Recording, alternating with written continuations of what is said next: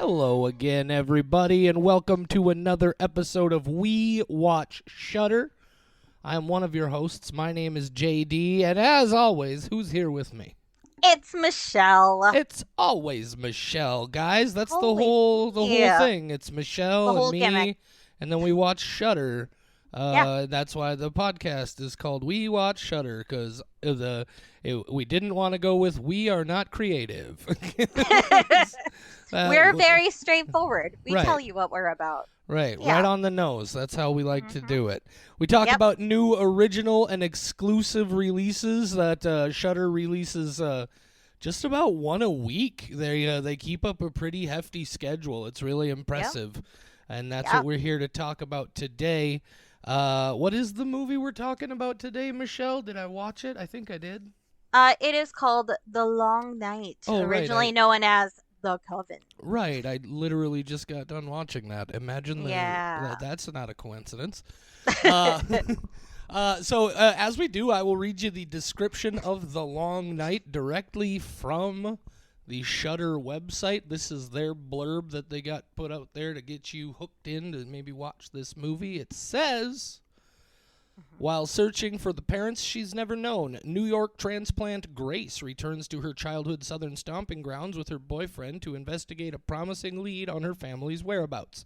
Upon arrival, the couple's weekend takes a bizarre, terrifying turn as a nightmarish cult and their maniacal leader terrorize the pair en route to fulfilling a twisted, ancient, apocalyptic prophecy. A Shudder exclusive. Michelle, Mm-hmm. give us some spoiler-free thoughts, huh? Okay, so I have not reached the point where I have given a 1 star to one of these Shudder shows yet. And I think that's because, Shudder is a horror streaming service and they do get quality content for their exclusives and originals. Otherwise, they wouldn't bother. But this one was a close contender. I will give it a 1.5. Interesting. This is I actually practiced and rehearsed my spoiler-free thoughts for this one. Getting ready. I just finished watching this movie literally maybe about 20 minutes ago. Here's what I have to say spoiler-free. This movie is 90 minutes long. The first 60 minutes are pretty good. The last 30 minutes are pretty fucking terrible. That's pretty much how I feel about this movie. So I don't think we even need to say a whole lot more before we hit the pause button for people. Well, what's your rating? 1.5 out of 5 skulls for me. Interestingly enough, 1.5 stars. Yes. Oh, skulls, wow. Excuse me. 1.5 Yeah. skulls. Yeah. I was expecting that to be higher, given that you thought the first 60 minutes were good, and I did not. And we'll talk about why. I thought for a while about giving it the 2 skulls.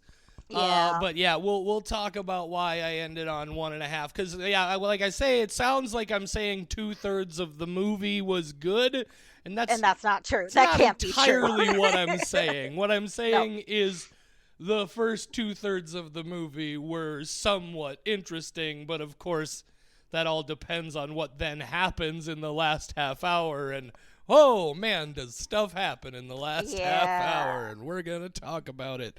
If for some reason you want to go see this disaster before you get the spoilers here, I know I sometimes want to do that. I hear about a movie that somebody really didn't like, and I want to kind of see it for myself. If you want to do that, this is where you're going to want to hit the pause button right now. All right, then.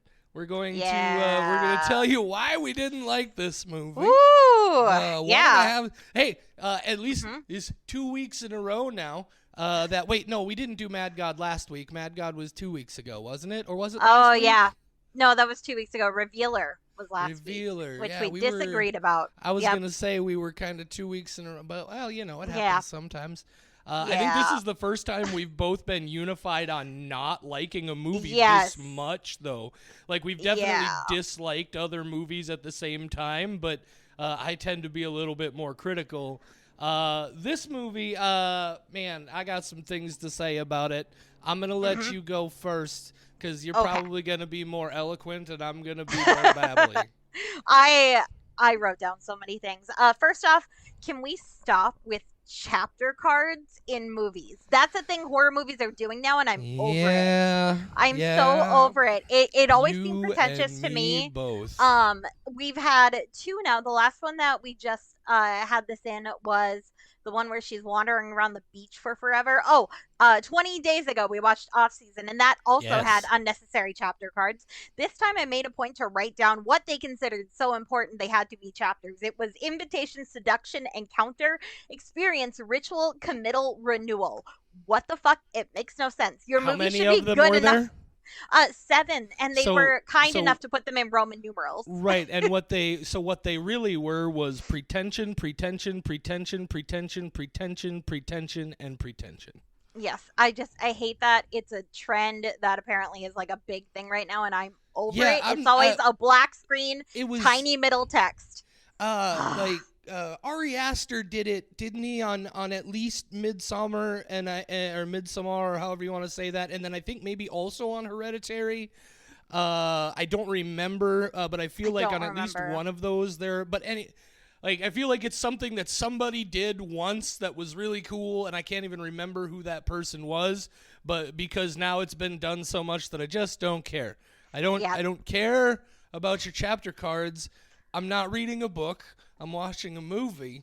You should be able to figure out your own chapters without having Right. to spell it out for Well, us. shit, Kevin Smith put chapter cards in front of various sequences of Clerks in 1992, for God's sake.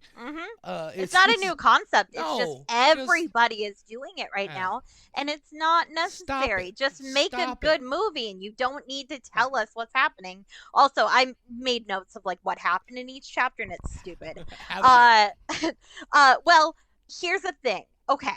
So I don't think that all movies need to have a deeper message and go into these certainly these not. deeper topics and things. Like they don't have to. It's horror.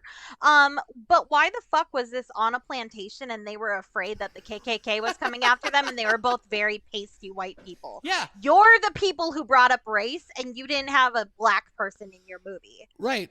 Oh well. You're the ones who brought it up. As long as you've hit on that area, let me just go ahead and tell you. Did you by chance happen to do any research on like the name Uktena? No, because I was just not into Uktena it. is the name of the demon in this movie, right? Yep. Uktena is a creature from Native American folklore. It's specifically it's the Cherokee incarnation of the horned serpent, a mythological character that appears in multiple Native American mythologies and cultures. There isn't a Native American to be found anywhere in this movie, and the only time they bring them up is to mention that they slaughtered a bunch of colonials.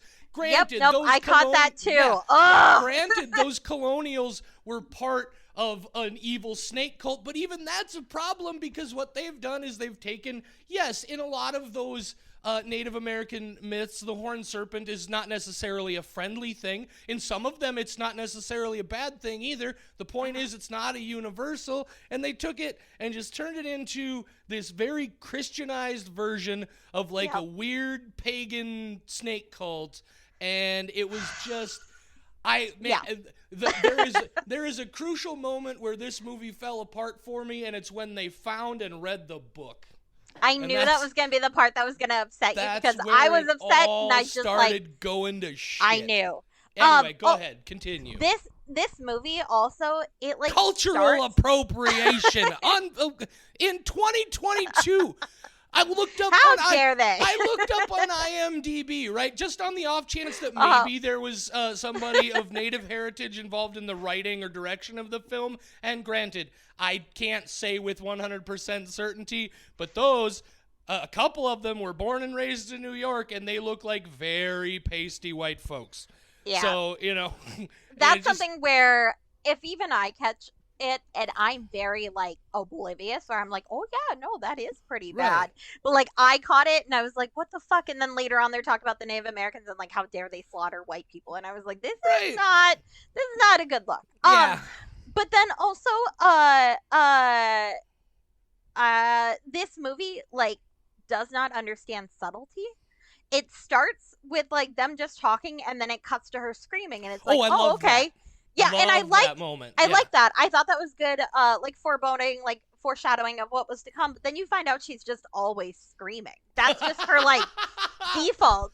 So when the actual moment happened, I was like, "Oh, is this finally the thing you screamed about? Yes. Not the first five things you screamed about?" She doesn't stop. Lot. And like when you start at like a 5 out of 5 on the like the big moment scale, you don't have any place to like grow from that. When you're breaking that guy's bones with your mind, that's cool. You can never go above that, and they don't. And that's why like this story just doesn't make sense, because it's these big moments, but then in between the big moments there's just her shrieking, and then like a light portal in a vagina. I don't understand that. Why? All of it, just all of a sudden, out of nowhere, there's a weird heavenly angelic light shining out of the cult lady's vagina. For no reason at all. Here's another thing that happens for no reason at all. In the opening scene, they talk about, before we go down south, we got to go to the Hamptons and meet my parents. Yes. And we never see any of that happen. And then they just talk about how it was a shitty weekend. What the fuck did that have to do with anything whatsoever that happened for the rest of this movie? I don't know. They make such a point. They make such a point of making sure that he is unlikable, and he's like this pretentious asshole. And then has just this totally nothing. Unbelievable turnaround towards the end, where like I'm supposed to believe he's just like suddenly he's this gregarious hero who's just sacrificing himself for the woman he loves. I don't get. They have the obligatory stop at the creepy gas station scene at the beginning. Of course, that those people, unless those people were in some of those creepy masks and they just never told us what the point. Well, like it's like they were like, well, a lot of these horror movies got a weird gas station creepy dude in them. We gotta do that. That's a thing that horror movies do. Right. I do want to talk about, because I did say I thought the first hour of this movie was pretty good. I really enjoy, like, of course, as we've talked about before, a big part of why once things started to get explained and we get into that portion, a lot of what I dislike about it is like, it's just, again, another stylized, Christianized cult, very generic sort of, that kind of we've heard this story and it's one where they want me to believe this is like, if this was like a weird H.P. Lovecraft type cult, which is what I was hoping for, I would have been all about that. You're talking about weird cosmic alien entities. For some reason that works for me when Demons doesn't. I don't know why. It's a thing. But I thought there were a lot of moments of really good atmosphere development here. I really enjoyed something that I thought was really effective is when they first walk into the house. There's that moment where the boyfriend, what's his name? Jake, I think. Jack? Jack. Gerard? Yeah, Jackson. Jerk? She calls him Jackson, full name at one point, so you knew she was angry, right? Yep, and also, who names your kid Jackson? I'm kidding. Right. Well, people from the Hamptons named their child Jackson, as we learned. How dare they? People who aren't even real. We never saw them. Maybe that was like a delusion, and there's a bigger level to this movie. I actually know a fellow who everybody calls him Jack, but his name is Jackson, and he's a I was gonna say. I was like, I know a Jackson too. I'm so sorry. Hi. But anyway, great. It's like. What was I talking about? Probably things I liked about the movie. Yeah. So I was really into, like, there was some cool atmospheric culty things, like when the dude gets trapped in the bathroom and that creepy dude in the mask just kind of shows up in her bedroom, which turns out to be a creepy woman in a mask. So I was, the first hour is effective enough that I was really on board and waiting to see how this all played out. I wasn't like, holy shit, this is incredible, like edge of my seat. But I was invested, right? I was with it enough to be like, all right, yeah, she's screaming a lot. There are a couple, it's not necessarily the most direct of stories, but yeah, it just completely falls apart when it turns into just, it's just the weird snake cult. I also really hate that there's definitely, it's not a new thing in horror movies, but if your movie is going to end on like the worst note this particular story could possibly end on. You really have to earn that. I very rarely do I actually enjoy when that happens. And this is a perfect example of one where they very much did not earn it. It feels like, oh, we're going to get you into this situation where everything's shitty and there's this evil prophecy that is trying to be fulfilled and they're trying to stop it, but they fail and the demon gets out. And then what? And then what? You know, The World's Reborn? I don't know. The only reason I gave it a half star, I was so tempted to go for the 1, but there are some pretty moments where, like, if you had just, like, taken a picture of what I was looking at, like that dream sequence where she's kind of floating, and that was just, like, on my wall, I would enjoy it. Yeah, whoever photographed this movie did a great job. It's beautiful. Like, it's, like, really cool lighting and atmospherics for this type of movie. Really, really, really well done. I enjoyed that part of it. I also thought the soundtrack for the movie was really good. That was my other effective. note. Yeah, I really like the music, and I'm going to go look it up. But here's a thing that kind of sucked is that they have this really good music in the first part of the movie, and they have, like, multiple songs that might be by the same person. It's very similar sound. And then it just, like, turns into other music. They have, like, 2 different soundtracks, one for the first part of the movie and then one for the other. And I was like, why did you establish like this kind of moody, like, I call it my rainy music. I'm definitely gonna add some of those songs to, like, my playlist I listen to when it's raining. But then the second half, like, according to the subtitles, it was native songs. And I was like, fabulous. I'm pretty sure this is Gaelic.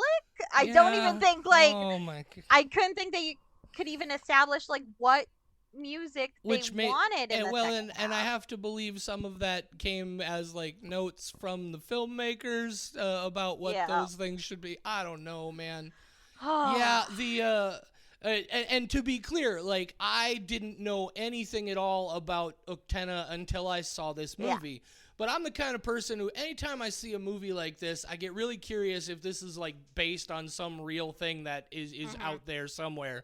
And so I usually do that too. I just Googled that name. I got the spelling from the subtitles, and I Googled the name, and it literally took me about 30 seconds to figure out that this movie is just cultural appropriation central. They didn't even go so far as to have the token native character who explains the myth to them. You can't even get a token non-white person. In fact, they don't even at any point acknowledge that it's a native myth. They literally just say, oh, these Christian colonials showed up and discovered this snake demon that they started worshiping as a god.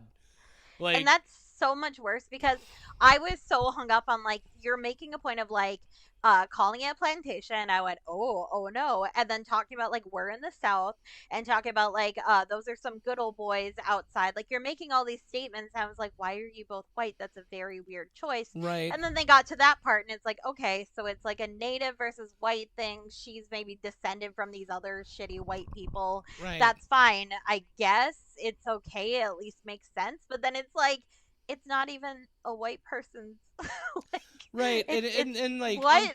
Also, like, on top of that, then they're also, like, I guess I don't know how much you know about this stuff, but they're, like, incorporating all these weird, like, Aleister Crowley type, like, thelemic elements. Like, they have what's the word they use for it? That particular hexagram, that weird 6-pointed star that I know what you're doesn't look talking like about, the Star of David. Unicursal. That's what it's called. Because you can draw it without lifting your pen off the paper. You can draw that thing, that particular design of that figure. And they use that heavily, and like sacrificed animals and like weird nature masks and black hooded robes, and it's very much I'll tell you what it really reminded me of, which is going to probably mean absolutely nothing to you, but I saw the promotional picture for the movie with just those 3 heads wearing those creepy skull masks with the different horns, and I immediately said, oh, it's the House of Black, the movie. The House of Black is a professional wrestling stable of they're pro wrestlers, but their whole gimmick is they're also like some weird black magic devil cult, and their leader wears weird skull masks and hoods, and they all wear hooded robes and shit to the ring. Anyway, yeah, it's It's just like this. They took this It's a weird weird, hodgepodge of weird things. And it's the same thing to me, like, again, the same reason I have problems when you see some of these movies, like that one we saw, whatever it was called, where they incorporated the Baphomet into it. Yeah, I'm not saying the Baphomet... The Cellar. Right, I'm not saying that was ever necessarily not a bad thing to some people, but it's this very, again, this like Christianized, complete misrepresentation of the concept. And it's that, it's also, again, and that gets me personally, because we've talked about how, like, the Christian stuff specifically gets really under my skin because of my growing up. But it's like, that was a very Christian thing, is to just take the mythologies of other people and just say, oh no, that was just actually a demon of Satan in disguise or whatever who's fooling these people. And it's just, I hate it. It's dumb. Whoever photographed this movie did a beautiful job. Whoever did the music for this movie did a really good job. The production is really decent, and it was atmospheric and nice, and got me at least on board to see what happens. But whoever wrote this movie maybe needs to find a new career. That's harsh, I understand, but it seems like that's clearly harsh, but it doesn't seem like they know how to write a movie. And it's weird that nobody else stepped in. Yeah. Like, this was not a one-person thing. That like, shot it's of so the weird. Bright, shiny light coming out of that lady's vagina had to go through several people. At no point whatsoever did it, and I'm not even saying they had to just be like, guys, this is fucking stupid, we're not going to do that. Like, but at no point did nobody just raise their hand and say, hey, we got that light. What's that? I mean, do we really need to do that? Like, what's that? I don't know. That's where she keeps her flashlight. If you're running around in the woods, you gotta make sure that you can see stuff. You don't have pockets. Right. So, clearly. Yeah. It's nature's pocket. Yeah. God, I don't have more to say about this movie. I did not enjoy it. No. It is the worst one we have watched on Shudder. Yeah, so I can't recommend you go check this movie out. If you're interested in a movie about a weird snake cult, just go watch Conan the Barbarian again. That's got the best weird snake cult ever. Thulsa Doom, good old James Earl Jones. That dude, man, there's a snake cult worth watching. This weird snake cult movie, get out of here. It's a snake cult, and yet they wear deer. Yeah, it's a snake cult, so upsetting. And then they wear deer skulls, like, and they have thelemic hexagrams, and then there's like a Native American thing that they don't acknowledge except to say they were violent killers. And yeah, this movie sucks. Yeah, and it has a 3.6 on IMDb, and I went, "There's no way that's that bad." Ridiculous. And, how is it 3.6? That's way too high. Yeah, nope. I guess so let's do the math. Their scale is 10 and our scale is 5. So a 1.5 becomes a 3. I guess maybe that's not so far off.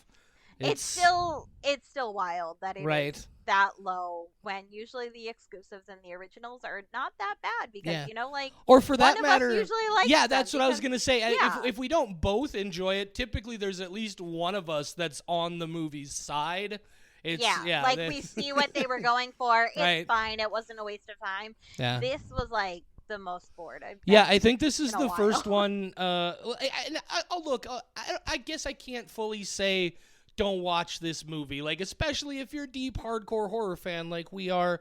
Again, there are parts of it that are well done, and the bone breaking was so cool. That was creepy as fuck. I was like, wow, so Jesus, good. What'd you do to Jeff Fahey? Oh, also, very clear that they had both Jeff Fahey and Deborah Kara Unger for exactly 1 day each.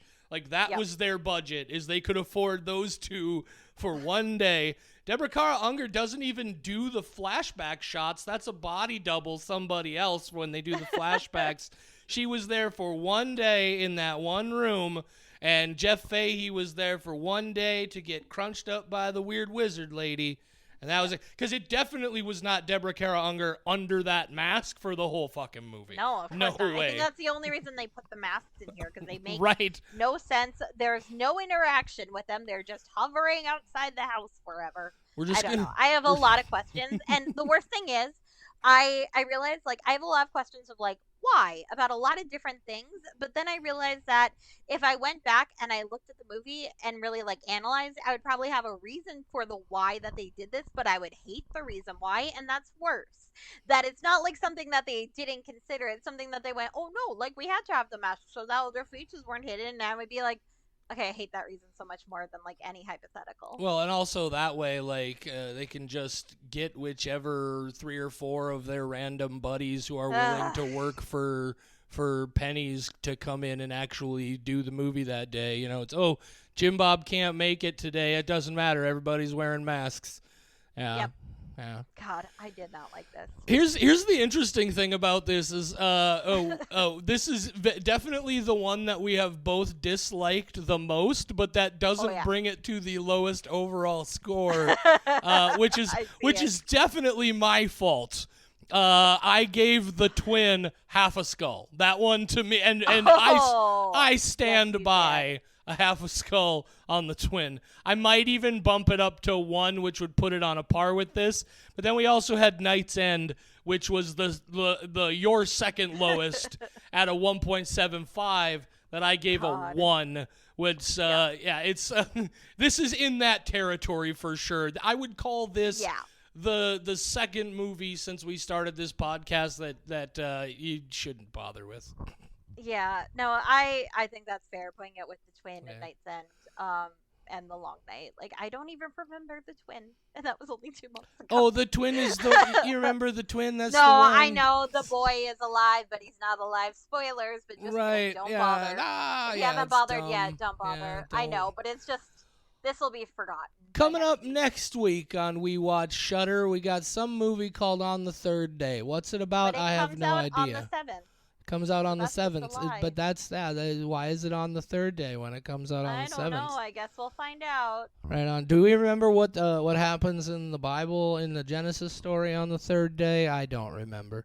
He made raccoons, and they had masks, and sloths. And he went.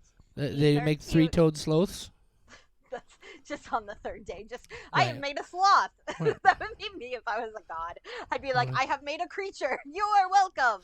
And they'd be like, we don't have oxygen. Please invent oxygen. We're dying. I'd be like, I made a sloth. This is why I'm not a god. A couple other quick things before we go, guys. We still haven't gotten the go-ahead to release all the information about the cool thing we're doing with the podcast here in Fargo in August, but it's coming. Don't worry. That's cool. Also, here's a fun thing that we're going to get to do for the first time coming up here in a couple weeks, and I'm not going to say anything other than this, but we're actually going to get to do a double feature here on We Watch Shudder coming up in a couple of weeks, and that is going to be fun. Do I know about the? Oh, yeah. I see the list. Yeah, now. yeah. Okay, there's a double feature. I didn't realize that was the same date. Yeah, they got a week.